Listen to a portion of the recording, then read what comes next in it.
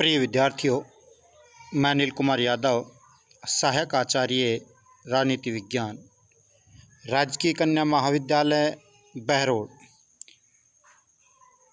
विद्यार्थियों, YouTube video channel में आपका हार्दिक स्वागत और अभिनंदन। विद्यार्थियों, पिछले वीडियो में हमने आपको विधानसभा के गठन अर्थात संरचना, उसके कार्यकाल,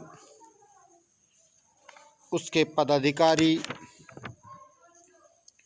विधानसभा सदस्यों के लिए योग्यता आदि बिंदुओं पर चर्चा की थी। आज के इस वीडियो में हम विधानसभा की शक्तियों के बारे में चर्चा करेंगे। तो सबसे पहले बात करें हम विधानसभा की शक्तियाँ। तो विद्यार्थियों, मैंने बताया था कि जिन राज्यों में द्विसदनीय विधानमंडल होता है वहाँ पर प्रथम सदन विधानसभा होता है और द्वितीय सदन विधान परिषद होता है। तो हम जिन राज्यों में एक सदनीय विधानमंडल है, जहाँ पर केवल और केवल राज्य विधानसभा ही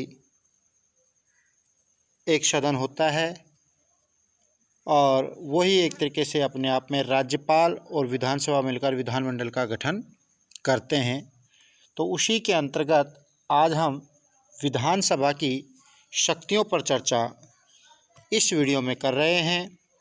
तो विधानसभा की क्या क्या शक्तियां हैं और किस तरीके से वह अपनी शक्तियों को क्रियान्वित रूप दे पाती हैं। तो सबसे पहली बात करें हम विधानसभा की शक्तियों में, तो वो है विधायी शक्ति।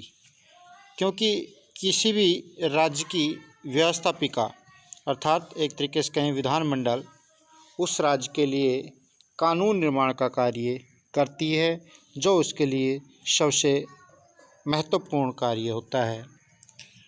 दूसरी बात करें हम उसकी वित्तीय शक्तियों के बारे में। इससे आगे उसकी कार्यपालिका शक्ति, इसके अलावा संवैधानिक संशोधन की शक्ति, निर्वाचन संबंधी शक्ति और इन सब के अलावा कुछ अन्य शक्तियां भी राज्य विधानसभा को प्राप्त होती है। तो हम राज्य विधानसभा को प्राप्त इन अलग अलग शक्तियों का अलग अलग स्लाइड्स के माध्यम से यहाँ चर्चा करने का प्रयास करेंगे।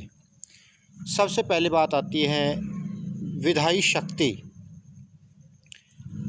तो विधायी शक्तियों के अंतर्गत कौन कौन सी विधायी शक्तियाँ राज्य विधानसभा को प्राप्त है, उस पर बात करेंगे। राज्य विधानसभा को 7वीं अनुसूची में वर्णित राज्य सूची के विषय पर कानून बनाने की शक्ति प्राप्त है। कहने का मतलब, जो 7वीं अनुसूची में जो विषयों का बंटवारा किया गया है, संघ सूची के विषय, राज्य सूची के विषय, समवर्ती सूची के विषय और अवशिष्ट विषय, तो इसमें 7वीं अनुसूची में जो राज्य सूची के विषय हैं उन पर कानून बनाने का जो अधिकार या जो शक्ति है वो राज्य विधानसभा को दी गई है। परंतु राज्य विधानमंडल की कानून निर्माण की शक्ति पर कुछ प्रतिबंध भी हैं। जैसे कि कोई भी विधेयक तब तक पारित नहीं माना जाएगा जब तक दो सदन वाले राज्यों में दोनों सदन उस विधेयक पर सहमत न हो। कहने का मतलब, यहाँ पर अनुच्छेद 169(2) में यह बात स्पष्ट की गई है कि जिन राज्यों में द्विसदनात्मक विधानमंडल है उनमें किसी भी विधेयक को तब तक पारित नहीं माना जाएगा जब तक कि दोनों सदनों ने उसे पारित ना कर दिया हो। और जिन राज्यों में केवल एक सदनीय विधानमंडल है वहाँ केवल एक विधानसभा के द्वारा ही पारित विधेयक को ही पारित माना जाएगा। इसके अलावा अनुच्छेद 365 में एक व्यवस्था दी गई है कि यदि राज्य में संवैधानिक तंत्र भंग होने के कारण राष्ट्रपति शासन लागू किया गया है, किसी राज्यों में संवैधानिक तंत्र विफल होने के कारण, जैसे आर्टिकल 356 के तहत वहाँ पर राष्ट्रपति शासन लागू है, तो संसद उस राज्य के संबंध में राज्य सूची के विषयों पर भी कानून का निर्माण कर सकती है। अनुच्छेद 352 या 360 के अंतर्गत संकट काल लागू है तो राज्य सूची के सभी विषयों पर संसद ही कानून बना सकती है। तो यहाँ पर बात करें अनुच्छेद 365 में व्यवस्था जो दी गई है कि या तो संवैधानिक तंत्र विफल हो गया हो या फिर 352 या अनुच्छेद 360 के अंतर्गत संकट काल लागू हो, तो उन परिस्थितियों में राज्य सूची के जो विषय हैं जिन पर सामान्य काल में राज्य विधानसभा को कानून बनाने की शक्ति प्राप्त होती है, उन पर अब संसद को कानून बनाने की शक्ति प्राप्त हो जाती है। तो ये एक तरीके से राज्य विधानमंडल की शक्तियों पर प्रतिबंध ही है इसके तहत। इसी तरह अनुच्छेद 249 के तहत यदि राज्यसभा राज्य सूची के किसी विषय के संबंध में अपने 2/3 बहुमत से ऐसा कोई प्रस्ताव पारित कर दे कि राष्ट्रहित में संसद को इस विषय पर कानून बनाना चाहिए, तो फिर संसद ऐसा कर सकती है। अर्थात राज्यसभा जो संसद का द्वितीय सदन होता है, यदि किसी विषय को राष्ट्रीय महत्व का घोषित कर दे अनुच्छेद 249 के तहत, तो भी फिर राज्य विधानमंडल की कानून बनाने की शक्ति संसद, केंद्रीय संसद के पास आ जाती है। तो ये अनुच्छेद 365 और अनुच्छेद 249 के तहत राज्य विधानमंडल की कानून निर्माण की शक्ति पर कुछ प्रतिबंध आरोपित करते हैं। इस प्रकार विद्यार्थियों हम देखते हैं विधानमंडल की वित्तीय शक्तियाँ। वित्तीय शक्तियों के मामले में राज्य का वित्त मंत्री प्रतिवर्ष वित्तीय विवरण विधानसभा में प्रस्तुत करता है, जिसका उल्लेख भारतीय संविधान के अनुच्छेद 202 में दिया गया है। यानी कि वित्त मंत्री के द्वारा जो बजट है वो विधानसभा में प्रस्तुत किया जाता है प्रत्येक वर्ष में। ये उसकी वित्तीय शक्ति के अंतर्गत आता है। प्रत्येक वित्तीय वर्ष के प्रारंभ में विधानमंडल के सम्मुख वार्षिक वित्तीय विवरण अथवा बजट प्रस्तुत किया जाता है, जिसके अंतर्गत सरकार की आय और व्यय का विवरण रहता है। तो ये वित्त मंत्री प्रत्येक वर्ष विधानमंडल के सम्मुख बजट प्रस्तुत करता है। इसके अतिरिक्त वित्त विधेयक विधानसभा में प्रस्तुत किया जा सकता है। बात करें जहाँ द्विसदनीय विधानमंडल है तो भी और एक सदनीय विधानमंडल है तो भी जो वित्त विधेयक है वो केवल और केवल विधानसभा में ही प्रस्तुत किया जा सकता है। जहाँ द्विसदनीय विधानमंडल है वहाँ पर विधान परिषद यानी द्वितीय सदन केवल धन विधेयक को 14 दिन तक रोक सकता है। धन विधेयक के संबंध में भी जो बात कहते हैं कि धन विधेयक को भी केवल और केवल विधानसभा में ही रखा जा सकता है, द्वितीय सदन विधान परिषद में नहीं रखा जा सकता पहले। इसके अलावा धन विधेयक के संबंध में जो अंतिम शक्ति है वो विधानसभा को प्राप्त है। कोई विधेयक धन विधेयक है या नहीं, इसका निर्णय भी विधानसभा अध्यक्ष ही करता है और उसका निर्णय ही अंतिम होता है। तो इस प्रकार विद्यार्थियों हमने जो देखा कि वित्त विधेयक केवल विधानसभा में प्रस्तुत किया जा सकता है। यदि किसी राज्य में द्विसदनीय विधानमंडल है तो भी वित्त विधेयक है वो केवल और केवल विधानसभा में ही यानी प्रथम सदन में ही रखा जा सकता है। और विधान परिषद धन विधेयक के मामले में केवल धन विधेयक को 14 दिन तक रोक सकता है यदि कहीं पर द्विसदनीय विधानमंडल है तो। यदि विधान परिषद 14 दिन के अंदर धन विधेयक पास नहीं करता है तो विधेयक अपने आप ही पास माना जाता है। इसके अलावा धन विधेयक के संबंध में मैंने बताया कि विधानसभा को अंतिम शक्ति प्राप्त होती है। कोई विधेयक धन विधेयक है या नहीं, इसका निर्णय भी विधानसभा अध्यक्ष करता है। इनके अलावा राज्य की संचित निधि से कोई भी व्यय करना है वह विधानसभा के अनुमोदन के बगैर नहीं किया जा सकता। कहने का मतलब यहाँ राज्य सूची से कोई भी राज्य की संचित निधि से कोई भी धन व्यय करना है तो विधानसभा के अनुमोदन के बगैर नहीं किया जा सकता। ये भी राज्य विधानसभा की वित्तीय शक्तियों के अंतर्गत आता है। इसके अलावा वित्त विधेयक केवल विधानसभा में राज्यपाल की पूर्व अनुमति से ही पुनर्स्थापित किया जा सकता है, परंतु इसे साधारण विधेयक की तरह ही पारित किया जाता है। तो विद्यार्थी, यहाँ हमने राज्य विधानसभा की वित्तीय शक्तियों के मामले में चर्चा की। तो यहाँ पर स्पष्ट है कि वित्त मंत्री राज्य विधानसभा के सम्मुख प्रत्येक वर्ष बजट रखवाता है। वित्त विधेयक को राज्यपाल की पूर्व अनुमति के द्वारा केवल विधानसभा में ही पहले प्रस्तुत किया जा सकता है। धन विधेयक के मामले में धन विधेयक भी पहले विधानसभा में ही प्रस्तुत किया जा सकता है और धन विधेयक है या नहीं इस पर अंतिम निर्णय विधानसभा अध्यक्ष के द्वारा ही किया जाता है। तो इस प्रकार वित्तीय मामलों में विधानसभा की काफ़ी शक्तियाँ विधान परिषद की तुलना में अधिक होती है। अब बात करें विद्यार्थियों हम कार्यपालिका शक्ति के बारे में। कार्यपालिका शक्ति के बारे में जब हम बात करते हैं तो राज्य की कार्यपालिका अर्थात मंत्री परिषद कहें जिसको, सामूहिक रूप से विधानसभा के प्रति उत्तरदायी होती है। तो यहाँ विद्यार्थी विशेष रूप से ध्यान देना होगा कि राज्य की जो कार्यपालिका है, जो मंत्री परिषद एक तरीके से अपने आप में कार्यपालिका है, सामूहिक रूप से विधानसभा के प्रति उत्तरदायी होती है, न कि विधान परिषद के। इसके अलावा जब कभी मंत्री परिषद के विरुद्ध अविश्वास प्रस्ताव यानी कि कार्यपालिका के प्रति अविश्वास प्रस्ताव पारित हो जाता है तो संपूर्ण मंत्री परिषद को त्याग पत्र देना पड़ेगा। विधानसभा अविश्वास पारित कर मंत्री परिषद को अपदस्थ कर सकती है।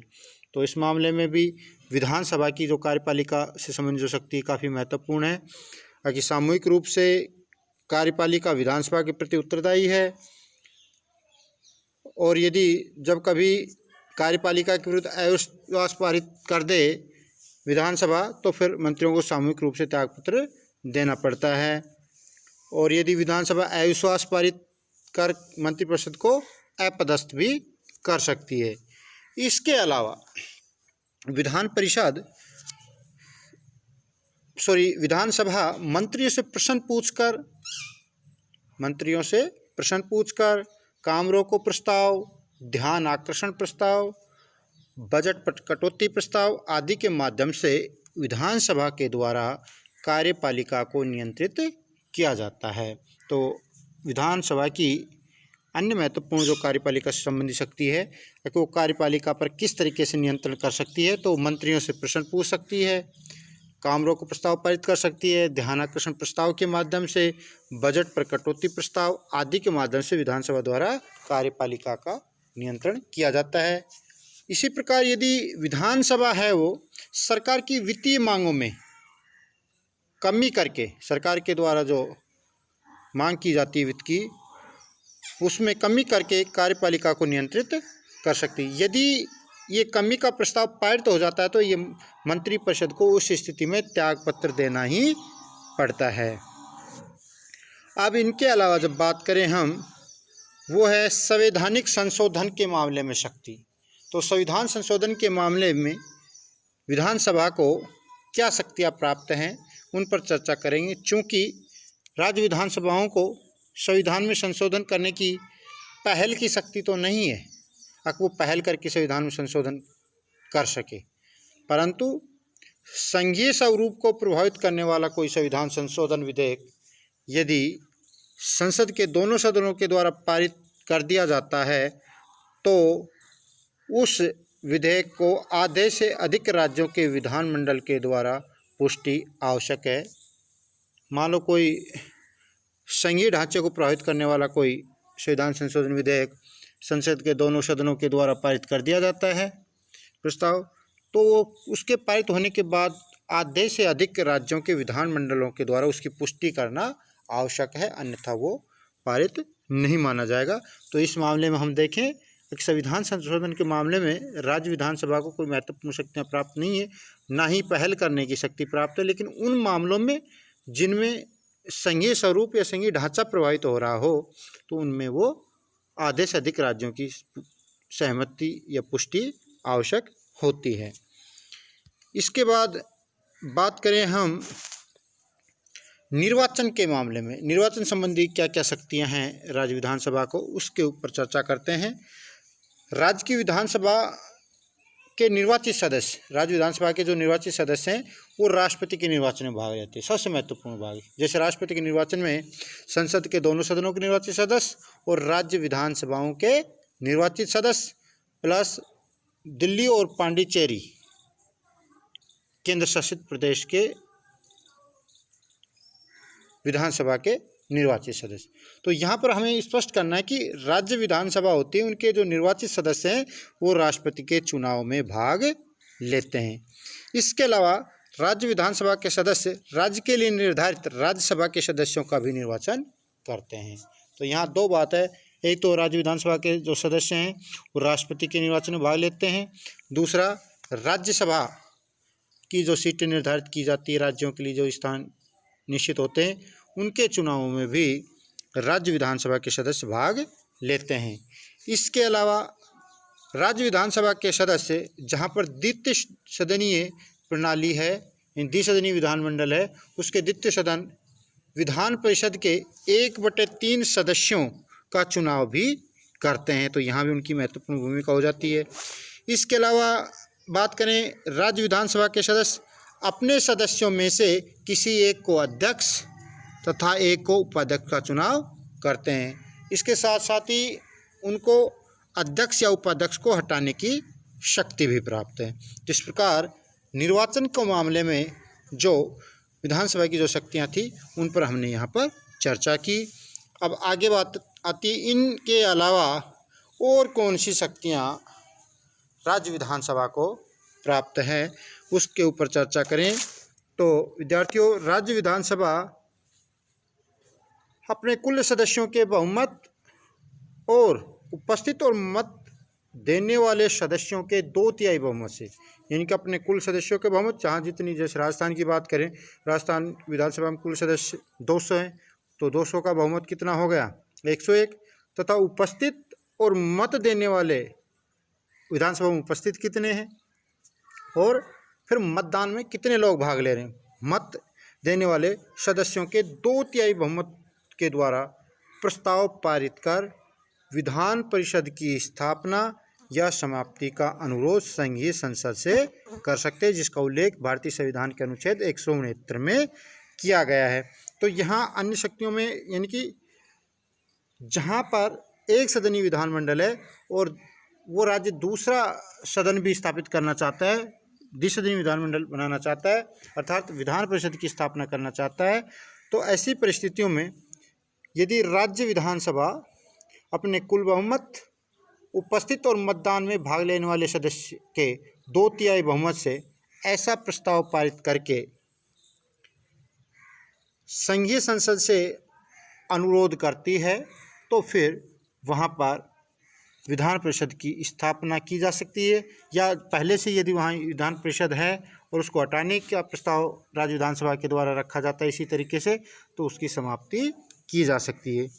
इसके अलावा विद्यार्थियों, राज्य विधानसभा राज्य लोक सेवा की शक्तियों में कटौतियाँ या वृद्धि कर सकती है। तो इस प्रकार विद्यार्थियों, हमने देखा कि जहाँ पर एक सदनीय विधानमंडल है वहाँ राज्य विधानसभा एक अकेला ही सदन होता है जो सारी शक्तियों को समाहित किए होता है, लेकिन जहाँ पर द्विसदनीय विधानमंडल है वहाँ पर शक्तियों का बंटवारा विधान परिषद और विधानसभा में होता है और दोनों सदन मिलकर अपनी इन शक्तियों का प्रयोग करते हैं। धन्यवाद।